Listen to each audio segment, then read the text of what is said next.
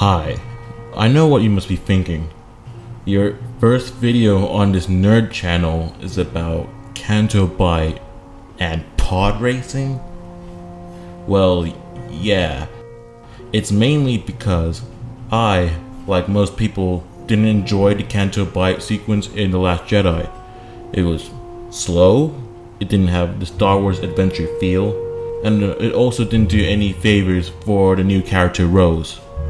Before I get into it, I just want to say that just because I don't like Rose, that doesn't mean I dislike the actress Kelly Marie Tran. Seeing her receive hate for basically just doing her job is really awful. I thought she did well with the script that she was given, and also from what I've seen from her interviews, she seems really cool and down to earth, which I really admire. So I just want to say, just don't want to send any more hate in her way. That's basically what I just want to say. Okay, now back to the video. So we start off with Finn and Rose entering the casino. Finn is having the time of his life like an actual movie. Rose then tells Finn to focus on their objective. Finn, Rose, and a BB-8 split up to find the Codebreaker. As they're wandering around the building, Finn sees a raceway, and that's where we see the pod racing vehicles.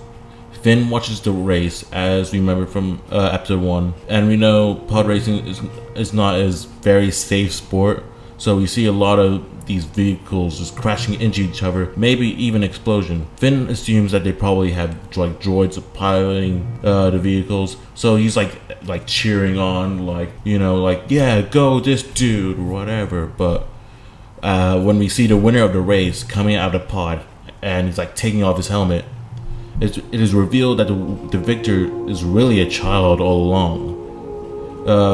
And when we see the people, the pod racers coming in second, third, and fourth, yep, they're all children of different races.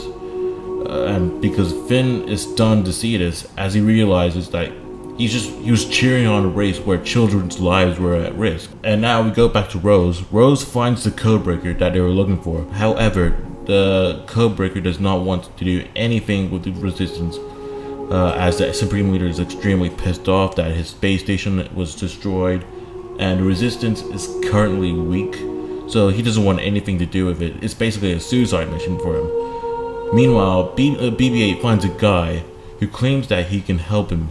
This is the character we know as DJ. So yeah, then they all regroup where Finn is located.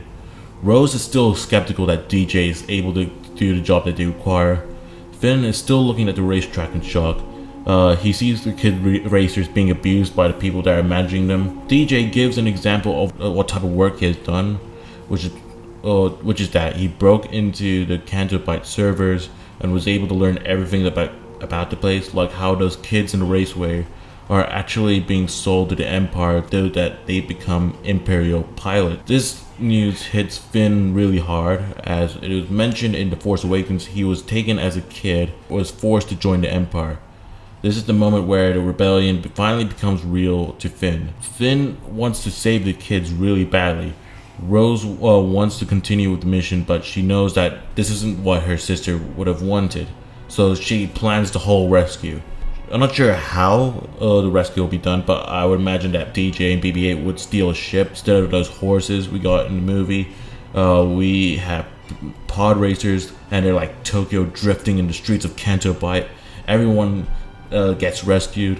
To make this even more interesting, the ship that they're in has a mini ship, like if you watch Star Wars Rebels, the ship, the Ghost, has a mini ship attached to it called the Phantom. So like in the actual movie, the ship is also filled with jewels, gold, and money, so some of it is given to the kids and they're sent to a peaceful planet with the tiny ship, because Finn and Rose didn't want the children to be involved with their mission. This could also affect the way the movie ends now as well. So now, just before the movie ends, we see the kids living their new life, and we see that one kid use the Force and look at the sky and see the Millennium Falcon go through hyperspace. But this time, instead of it back in Canto Bight where he's still a slave, he's in a peaceful planet where, you know, he's actually been rescued.